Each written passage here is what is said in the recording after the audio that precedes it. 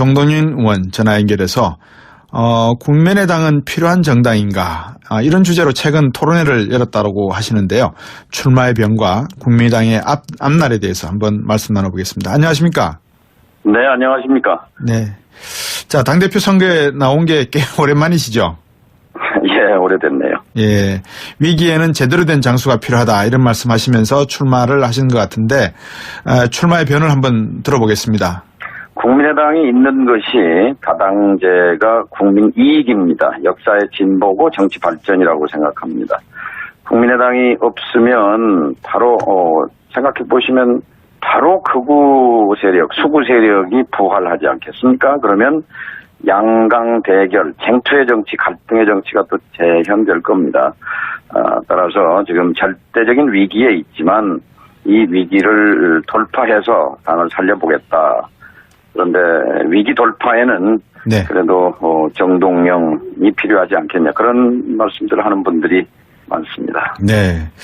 자, 위기 돌파에는 내공과 그리고 여러 가지 경륜이 쌓여 있는 정동영 의원이 최고이다라는 말씀이신 것 같습니다. 지금 어제 천정배 의원께도 제가 전화를 연결해서 여쭤본 질문입니다만 지지 기반 호남에서 지금 지지율이 바닥입니다. 이게 왜 이런 상황에 놓였다고 진단하고 계십니까? 첫째는 정권 경쟁에서 패배했고요. 예.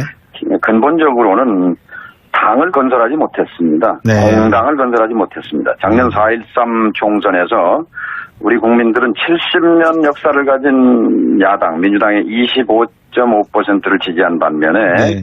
2달밖에 안 된 국민의당에 대해서 26.7%, 1.2%가 더 높은 지지를 보냈습니다. 예. 이건 엄중한 역사적 의미가 있거든요. 예. 이걸 받들어서 4.13 이후에 이제 당선자 워크숍 있었어요. 네. 그래서 저희가 이제 강력히 주장하기를 왜 전당대회를 연기하는가.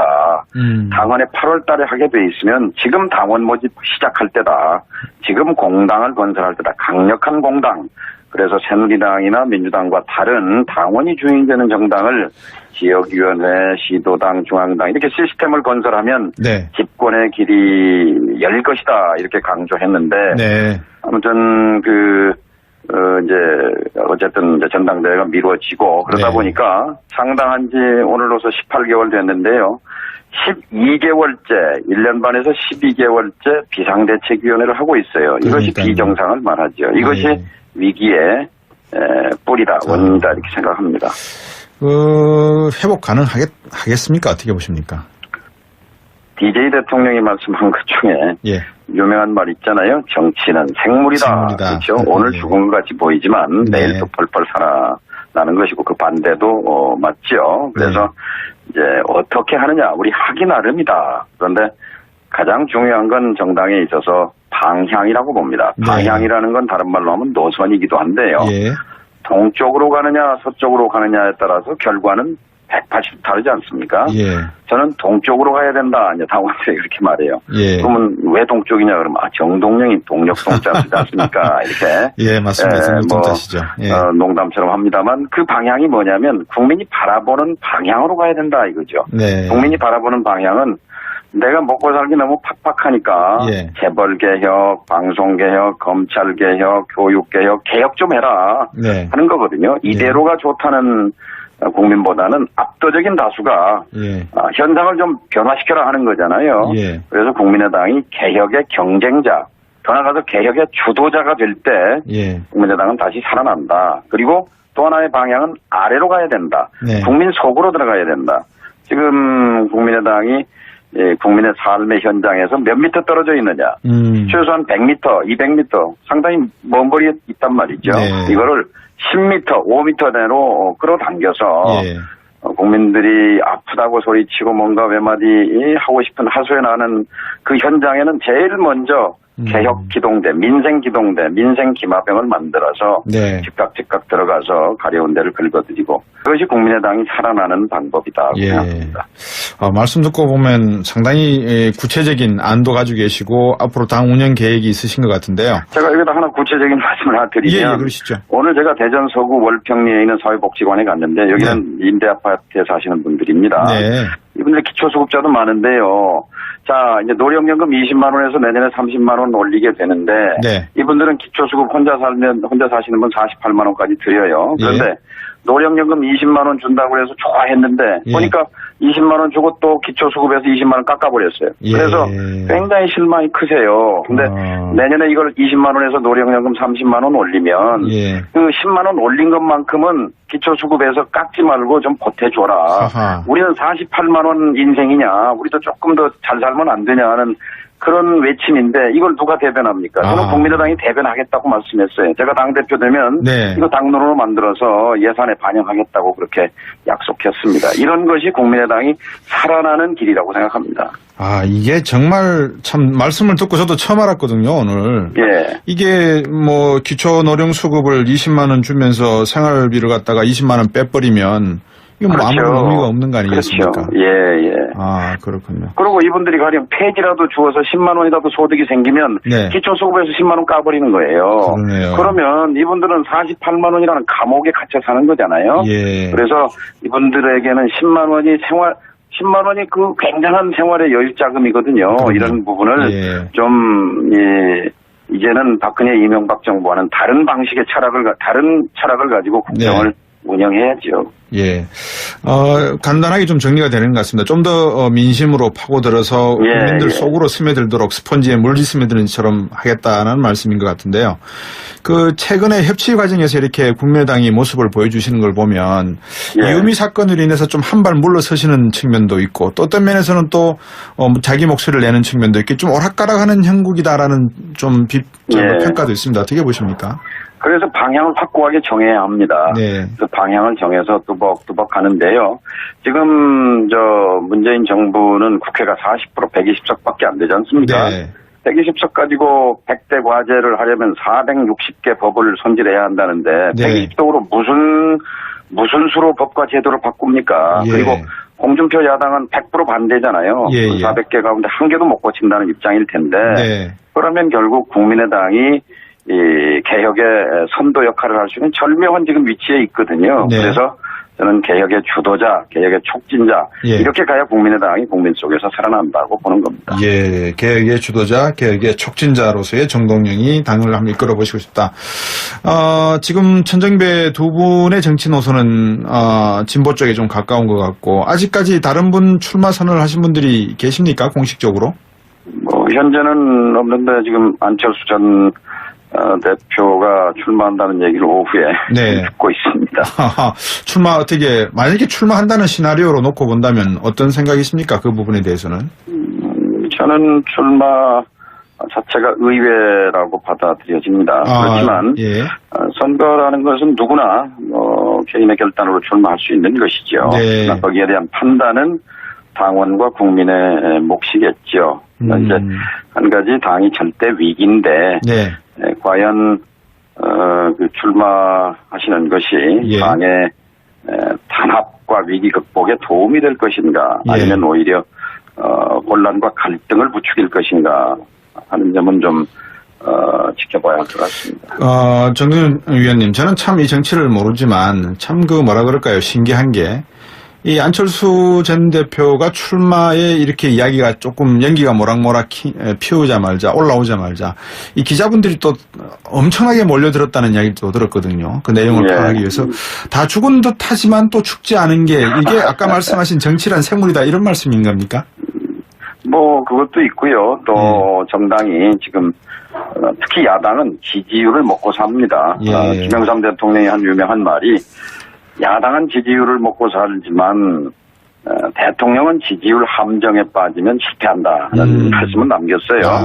근데 지금 문재인 정부가 그 지지율 함정에 빠진 게 아닌가 하는 그런 시각도 있습니다만 그건 별도로 얘기하기로 하고 이 야당이 지지율을 먹고 산다 하는 것이 지금은 바닥입니다만 또 국민의당이 지지율은 또 올라갈 수 있는 것이고 그렇게 그럼요. 되면 예. 또 기자분들도 국민의당에 더 관심을 갖겠죠. 예. 국민의당이 국민으로부터 정말 관심을 가지려면 새로운 변화, 새로운 혁신, 개혁이 있어야 되는데 어떤 당의 정체성도 지금 방금 말씀하신 방향 중요하지만 앞으로 국민의당과 바른정당 합당 이야기도 아닌 게 아니라 조금 화제로 오르는 것 같습니다. 이 부분은 어떻게 보십니까?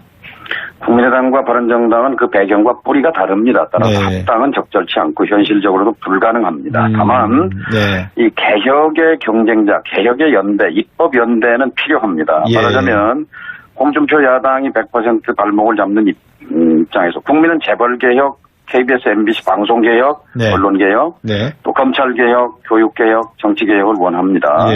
그러면 이 홍준표 야당이 반대할 때 개혁을 할 수 있는 방법은 입법연대밖에 없습니다. 국민의당, 바른정당이 공조해서 이 더민주당과 함께 이 개혁 작업에 나서야 하는 거거든요. 그래서 제가 당대표가 된다면 이해훈 대표와 개인적으로도 친분이 있습니다만 이 개혁, 재벌 개혁과 사회 개혁을 위해서 적극적으로 공조하고 연대할 생각입니다. 그런 부분에서 안철수 대표가 나오는 것을 저울질해보는 겁니까? 왜냐하면 안철수 대표 생각은 바른정당하고의 연대 정도가 아니라 좀 더 적극적인 합당까지도 고민할 수 있는 문제가 아니겠습니까? 이제 느닷없이 밀실에서 지도자 몇 사람이 앉아서 합당하고 하는 것은 구태 정치입니다. 그런 것이 있을 수 없다고 봅니다. 알겠습니다. 예. 만약에 이렇게 되면 우리 정동영 의원께서는 어떻게 하실 생각이십니까? 만약에 두 당이 합당을 한다면. 아니죠. 그러니까 제가 당대표가 돼서 개혁 연대를 만들겠다는 것이고 입법 연대를 만들겠다는 것입니다. 그것이 다 각각 살아가는 길입니다. 그렇죠. 문재인 정부의 지금 북핵 문제 풀어가는 과정, 우리 정동영 의원도 상당히 북한 전문가시고 북한에 대해서 관심이 많으신데 이거 어떻게 보고 계십니까? 평가를 해주신다면요. 안타까운데요. 지난 6월 하순에 그 북한의 인도 주재 대사가 북한의 대사가 공식적으로 어떤 언론에서 한 발언은 주목해 봐야 합니다. 뭐라고 말했냐면 한미 군사훈련을 중단한다면 우리는 핵실험과 미사일을 중단할 용의가 있다. 이렇게 했어요. 근데 이것을 무시해버린 것 안타깝게 생각합니다. 어쨌든 북한 입장에서는 그 핵과 미사일은 최고의 값어치를 가진 거잖아요. 그런데 이것을 중단하는데 그냥 압박으로만 될 수 있으면 진작했겠죠. 이명박 박근혜 정부 때. 그런데 군사훈련을 중단한다면 중단할 수 있다고 했을 때 저는 한미가 우리가 미국을 설득해서라도 그게 무슨 뜻인지 그래서 이 대화 테이블로 이끌었어야 된다고 보는데요. 그 점이 놓친 게 아쉽고요. 그러나 어쨌든 지금 북한이 세계를 성가시게 하고 우리의 안보 위기를 고조시켰습니다만 그러나 우리는 끝까지 평화적인 방법을 통해서 이 문제를 해결해야 하겠다는 이 신념과 원칙에 흔들려서는 안 된다고 봅니다. 일이 일비해서는 안 된다는 건데요. 그 점에서 좀 아쉬운 점은 있습니다. 문재인 대통령께서 좀 더 연정과 협치를 생각을 하신다면 우리 정동영 의원 같은 분을 좀 특사로 좀 고민을 하셔서 북한에 이럴 때 좀 대화의 터널 창구로 활용하시는 것도 좋을 것 같은데 그런 용의는 있으실 거 아니겠습니까? 그죠? 남북 평화를 위해서는 문직이라도 해야죠. 그렇죠. 오늘 말씀 잘 들었습니다. 좋은 결과 기대하겠습니다. 정동영 의원 전화 연결해서 국민의당은 필요한 정당인가 이런 주제로 최근 토론회를 열었다고 하시는데요. 출마의 변과 국민의당의 앞날에 대해서 한번 말씀 나눠보겠습니다. 안녕하십니까? 네, 안녕하십니까? 자, 당대표 선거에 나온 게 꽤 오랜만이시죠? 오래됐네요. 위기에는 제대로 된 장수가 필요하다 이런 말씀하시면서 출마를 하신 것 같은데 출마의 변을 한번 들어보겠습니다. 국민의당이 있는 것이 다당제가 국민 이익입니다. 역사의 진보고 정치 발전이라고 생각합니다. 국민의당이 없으면 바로 생각해 보시면 바로 극우 세력, 수구 세력이 부활하지 않겠습니까? 그러면 양강 대결, 가장 중요한 건 정당에 있어서 방향이라고 봅니다. 방향이라는 건 다른 말로 하면 노선이기도 한데요.